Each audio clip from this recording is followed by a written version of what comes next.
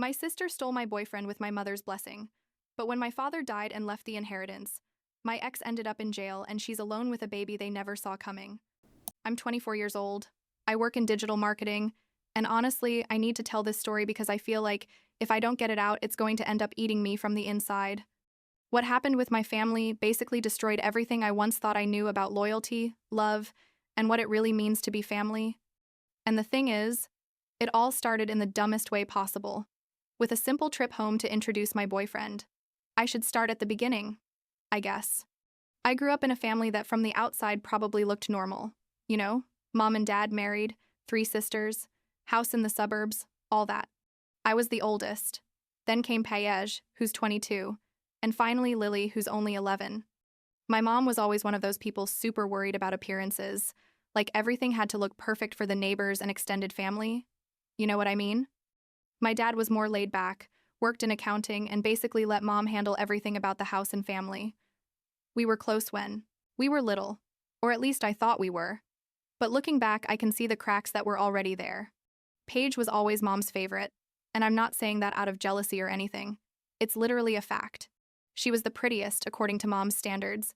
Thinner, more sociable, more of everything mom valued. I was more nerdy. I liked to read. Spent hours on my computer learning graphic design and stuff like that. Mom never understood that. Like, for her, success was marrying well and looking good doing it. But anyway, I went to college, got my own apartment in the city like 3 hours from home, and started my life. Visits home became less frequent, maybe once every 2 or 3 months. And honestly, I was okay with that. I met Justin about 2.5 years ago at a networking event, one of those boring ones where everyone's trying to look important. He worked in sales for a software company, and we had a lot in common. We started dating, things got serious, and after a year together, I thought it was time for him to meet my family. Big mistake. Probably the biggest of my life. We arrived on a Friday afternoon. I remember it was summer because it was horribly hot, and Justin's car air conditioning wasn't working well. Mom had prepared this elaborate dinner, like she always does when she wants to impress, and Dad was in a good mood. Lily was excited to meet Justin. She bombarded me with questions the whole time. Paige arrived late, as always, with that I don't care about anything attitude that Mom found charming for some reason. And from the moment Justin and Paige saw each other, I should have noticed. The way she looked at him. How she laughed too loud at his jokes that weren't even that funny. How she found excuses to touch his arm when she talked to him. But I didn't see anything, or didn't want to see it. We spent the whole weekend there, Justin being the perfect boyfriend, getting along with everyone. Paige offered to show him the town. They went for a walk while I helped Mom with something or another in the kitchen. At the time, I thought it was nice that they got along, that my sister and my boyfriend could be friends. How stupid I was. Seriously.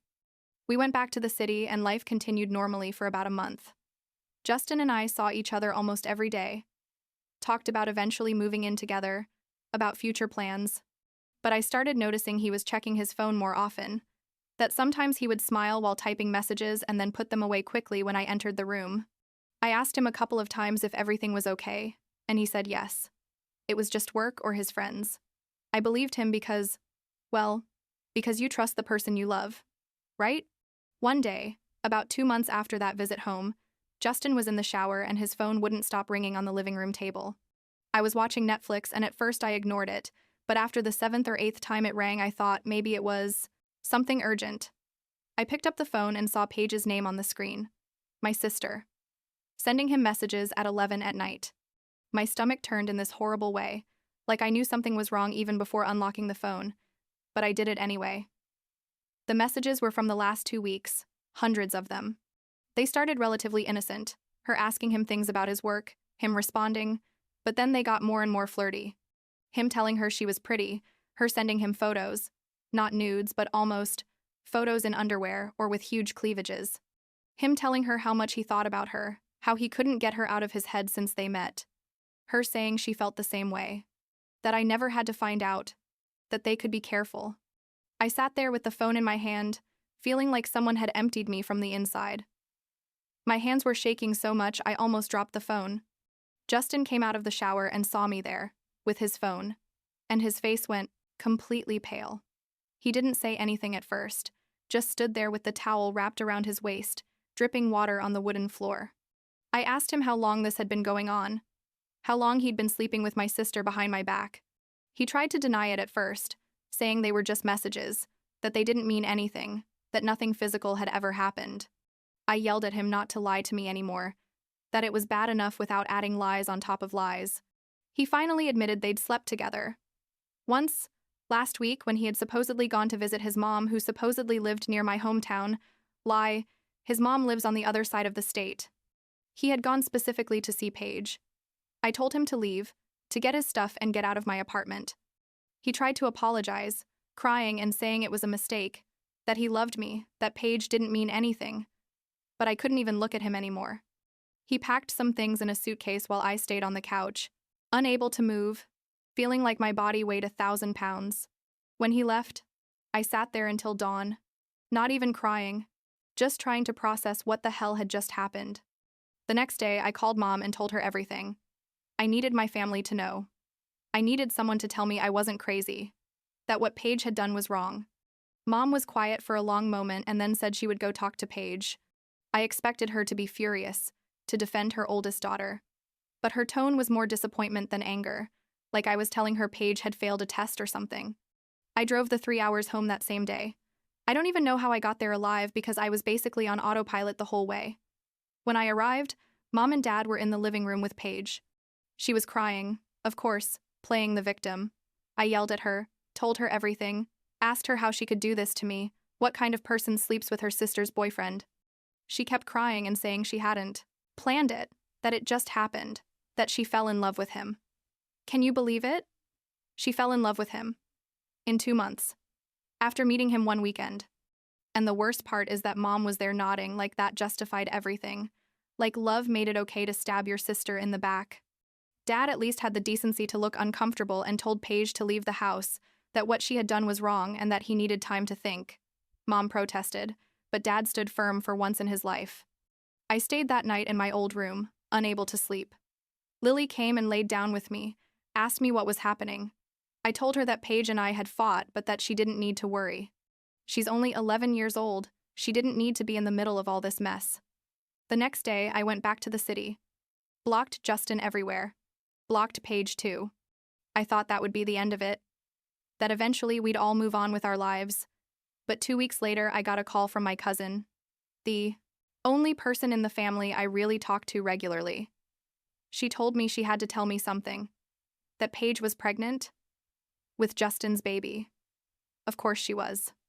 Because life couldn't be horrible enough, it had to add a baby to the equation. My cousin told me Paige had announced it at a family dinner, that Mom was excited to be a grandmother, that Dad looked conflicted but was accepting the situation. I called Dad that night and basically told him that if he allowed this to continue, if he let Mom celebrate this like it was something good, he would lose a daughter. He told me he understood how I felt, but that at the end of the day, Paige was going to have a baby, his grandchild, and he couldn't just abandon her. I asked him what about me then? If my pain didn't matter. He went quiet and then said he hoped that someday I could forgive Paige. That family was the most important thing. That was the last real conversation I had with my parents for a long time. I kept talking to Lily. My cousin kept me up to date on important things, but with the rest, I cut off contact completely. I found out through my cousin that Mom had let Paige move back home, that Justin was visiting her often, that basically everyone was acting like I was the bad guy for not forgiving and forgetting. 6 months later, Paige and Justin got married. A small wedding in my parents' backyard. My cousin sent me photos, not because she wanted to hurt me, but because she felt I deserved to know. Mom told everyone that I couldn't go because I was too busy with work. Lie. Nobody knew the truth, except immediate family and some close cousins. To the rest of the world. I was just the older sister too busy to celebrate her sister's happiness. The baby was born 4 months later. A girl. Lily sent me a photo. She looked excited to be an aunt. I told her I was happy for her, but that I didn't want to know anything else. It was hard. Very hard. Because part of me felt guilty. It wasn't that baby's fault to be born from betrayal, but I couldn't just pretend everything was fine. Life went on. I got a promotion at work, moved to a better apartment, dated some people, but nothing serious. I was focused on healing, on building a life that was mine and only mine. I talked to Lily every week. She told me about school and her friends. I told her about my work and the places I visited. She was my only link to the family, and I held on to that with everything I had. Then, about 8 months ago, I got a call from my cousin. It was almost midnight. And when I saw her name on the screen, I knew something bad had happened. I answered, and the first thing she said was, "Your dad died." Just like that, no preamble. Heart attack, the doctors said. He had been sick for a while, apparently, heart problems, but nobody had told me anything. Mom decided I didn't need to know, that it would only cause drama if I came home. I went to the funeral, obviously. I wasn't going to let Mom or Paige stop me from saying goodbye. To my dad, I arrived with my cousin. We sat in the back. Paige saw me and went pale. Justin was also there with the baby, now about 1.5 years old. Mom completely ignored me during the whole ceremony. Afterwards, at the house, I tried to talk to Lily, but Mom took her away, telling her she had to help with something in the kitchen. I approached Mom in private and asked her why she hadn't told me Dad was sick. She looked at me with those cold eyes she has and said, "You decided not to be part of this family, so I don't see why we should have included you." I told her that was unfair. That Dad was my father too. That I deserved to know. She just walked away, leaving me standing there feeling like a stranger in the house where I grew up. A week after the funeral, I got a call from Dad's lawyer. Apparently, he had updated his will 6 months before he died. The will reading was at his office. I went alone. Mom arrived with Paige, Justin, and even the baby. We all sat in this awkward conference room while the lawyer opened the envelope. The distribution was like this. I received 40% of everything. Lily, 30%. Mom, 20%. And Paige, 10%. Paige's face when she heard that was almost comical if it weren't for the fact we were at our father's funeral.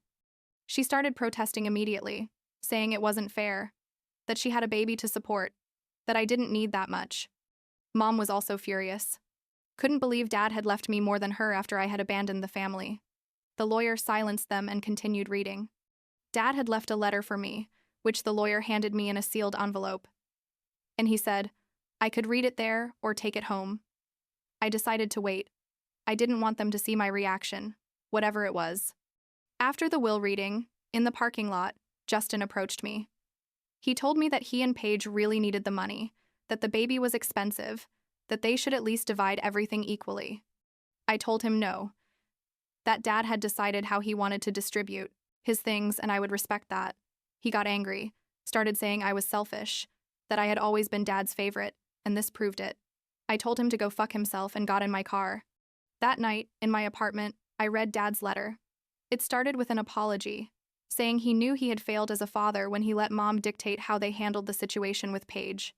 He said he had been sick for over a year, that he had had a lot of time to think, and that he deeply regretted not defending me more. He explained that he left me the largest percentage because he knew I was the only one who had really built something on my own, that Paige and Mom had always depended on other people to get ahead. He wanted me to use the money to continue building my life, to be happy. The letter ended saying he loved me, that he had always been proud of me, and that he hoped I could forgive him someday. I cried reading that letter more than I had cried in the last 2 years combined.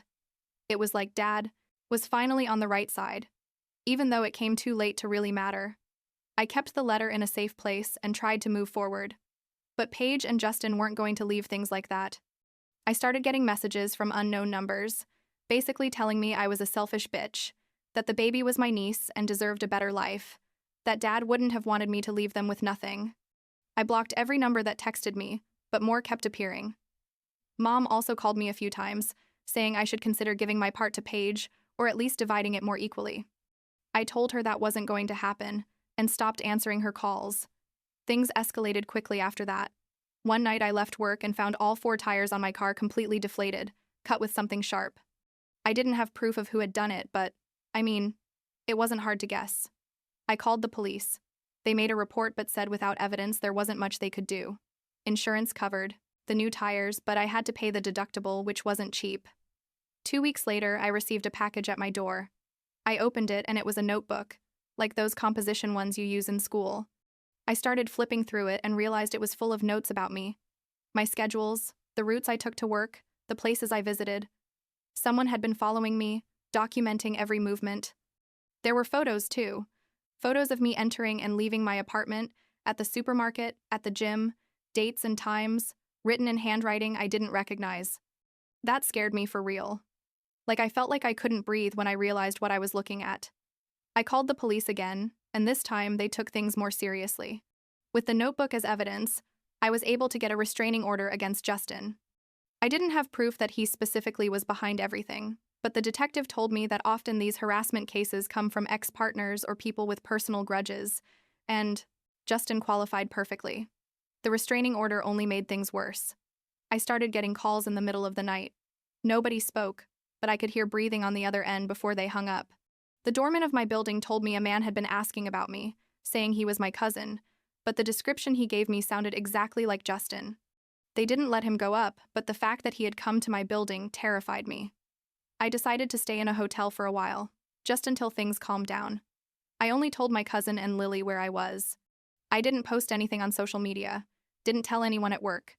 I basically hid, which was a horrible feeling because I hadn't done anything wrong, but I was the one who had to be looking over her shoulder constantly. I had been at the hotel for about a week when what finally made all this end happened. It was like 2 a.m. and I heard a noise outside my room, like someone was trying to force the door. I stayed completely, still in bed, my heart beating so hard I thought it was going to explode. The noise continued for what seemed like forever, but was probably just a couple of minutes. Then I heard voices. Hotel security had seen someone on the cameras and had come up. I called 911 and then opened the door. Justin was in the hallway, handcuffed, yelling at the security guards that I owed him money, that he just wanted to talk to me, that it was all a misunderstanding. The cops arrived and took him away. Violation of the restraining order plus attempted break-in, the officer explained to me. They took my statement and told me Justin would probably spend at least a few days in jail until the hearing. I moved hotels that same night, didn't feel safe there knowing Justin had found out where I was. My cousin asked me how he had found me, and the only explanation that made sense was that Lily had accidentally mentioned something. I called her, and sure enough, Mom had asked her if she knew where I was, and Lily, being a kid, had said I was at a hotel near work. I didn't blame her. She didn't really understand what was happening, but I realized I couldn't trust anyone with my location, not even my little sister. The new hotel was on the other side of the city. I booked under a fake name and paid in cash. I felt like a fugitive in my own city, which was completely absurd. The lawyer who was handling Dad's will connected me with a lawyer specializing in harassment and threat cases. We started compiling everything: the messages, the slashed tires, the notebook, Justin's attempt to enter my room. We filed additional charges and requested that the restraining order be extended to include Paige as well, even though we didn't have direct evidence she was involved. Justin spent 3 weeks in jail waiting for the hearing. His lawyer tried to argue he was under a lot of stress for financial reasons, that he wasn't dangerous, that he just wanted to talk. The judge didn't believe him, especially with all the evidence we presented. He was sentenced to 6 months in jail, plus 2 years probation, and the restraining order was extended for 5 years. Paige didn't receive charges but was also under a preventive restraining order. Basically, she couldn't contact me in any way. Mom called me after the sentencing, crying, saying I had ruined Justin's life, that now Paige was alone with the baby. How could I be so cruel? I told her Justin had ruined his own life by harassing and threatening me, that I had only defended myself. She kept yelling that I had always been selfish, that Dad had spoiled me, that I deserved everything bad that happened to me. I hung up on her and blocked her number too. The legal process for the will finally completed about 3 months ago. I received my part. Lily received hers, which is in a trust until she turns 18. Mom received hers and Paige hers. It wasn't a fortune or anything, but it was enough for me to make some important changes in my life. The first thing I did was move to an apartment in a building with better security, one of those with a doorman 24 hours and cameras everywhere. I also changed my phone number, only shared it with my cousin, and made her promise not to give it to anyone else. I looked for therapy because, honestly, all this left me pretty messed up mentally. I spent months unable to sleep well, jumping at every noise, checking the windows several times before going to bed. My therapist says it's normal after what I went through, that I have symptoms of post-traumatic stress or something like that. I'm working on it. Some days are better than others. Lily came to visit me last month. It was the first time I saw her in person since Dad's funeral, almost a year ago. Mom didn't want to let her come, but Lily is more stubborn than she looks, and basically threatened to come live with me as soon as she turned 18 if Mom didn't let her visit me. We spent the weekend together, went to the movies, for ice cream, normal sister, things. She asked me about everything that happened with Paige and Justin, and I told her an edited version. I didn't want to scare her with all the details. She told me she missed how things were before, when we were just us being sisters without all the drama. I miss it too. So much. As for Paige, I don't know much about her life now. My cousin tells me she's living with Mom again because Justin is obviously in jail and she has no way to support herself alone. Apparently the baby is fine, growing normally. Part of me feels bad for that baby, growing up in the middle of all this chaos. But it's not my responsibility. I didn't cause this situation. It was Paige and Justin's decisions that brought them here. I invested most of the inheritance money, used part of it for the new apartment, and to pay for therapy. I also started taking self-defense classes, which probably sounds paranoid, but it makes me feel safer. My therapist says it's okay to take measures that make me feel more in control of my safety, so that's what I'm doing. I haven't had contact with anyone in my family except Lily for months. My cousin keeps me informed of important things, but I asked her not to tell me day-to-day details because honestly, I don't want to know. People ask me sometimes if I plan to forgive Paige eventually, if someday I'll talk to Mom again. The truth is, I don't know.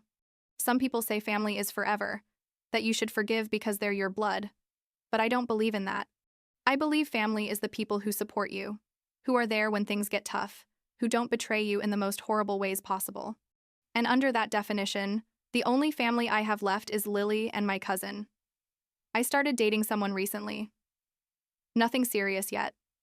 But he's the first person I feel comfortable with since Justin. I told him everything that happened on our third date because I felt he deserved to know, in case things got serious. He took it better than I expected, said he understood why I was cautious and that we would go at my pace. It's refreshing to be with someone who respects my boundaries and doesn't push. My work is going well. They gave me more responsibilities after the promotion, and I'm basically leading my own team now. It keeps me busy, which is good because when I'm busy, I don't have time to think about everything I lost. Because I did lose a lot. I can't pretend I didn't. I lost my sister, my mom, the idea of the family I thought I had. I even lost my dad before having the chance to fix things with him properly. But I also gained some things. I gained the ability to set firm boundaries, to say no, to stand up for myself. I gained clarity about who I really care about and who was only in my life out of obligation. I gained real independence, not just living alone, but really being self-sufficient emotionally and financially. And I gained peace, strangely. Because as painful as all this has been, I no longer have to pretend things are fine when they're not. I no longer have to smile at family dinners while they treat me like a second-class citizen. Last week was Paige's birthday. It would have been the first in almost 20 years that I didn't send her at least a message. I didn't send anything, obviously, but I found myself thinking about it longer than I'd like to admit. I wondered if she thought about me, if she felt bad about everything that happened, if she would ever genuinely apologize. Probably not. People like Paige and Mom rarely admit they were wrong. They always find a way to make themselves the victims. Justin gets out of jail in about 5 months. I don't know what will happen then, if he'll try to contact me again or if he'll finally get the message. The restraining order will still be in effect, so legally he can't come near me, but that hasn't stopped a lot of people before. My therapist says I shouldn't worry about things that haven't happened yet, that I should focus on the present. She's right. But it's hard not to think about it sometimes. Lily calls me every Sunday now. It's our tradition. She tells me about school, her friends, the 7th grade dramas that seem like the end of the world to her. I tell her about my work, about the places I want to visit, about plans I have for when she can come stay longer. She asked me recently if she could come live with me when she turns 18. And honestly, I don't know how to answer that. On one hand, I would love it. On the other, I don't want to cause more problems in her relationship with Mom. I told her we would talk about it when the time came, that there were still 7 years and a lot could change. I guess at the end of the day, I'm rebuilding. Rebuilding my life, my confidence, my concept of what family and love mean. It's not easy, and some days I want to give up, stay in bed and never come out. But then I think about everything I survived, how strong I had to be to get here, and I force myself to get up. I go to therapy. I go to the gym. I go to work. I see my friends. I live my life the best I can. Is it the life I imagined for myself when I was 20 and everything was simpler? No, not at all. But it's my life, built with my own hands after everything fell apart. And there's something powerful in that, in knowing that even when the people closest to you betray you in the most horrible ways, you can survive, you can move forward. You can be happy eventually, even if it's a different happiness than you expected. And that has to be enough for now.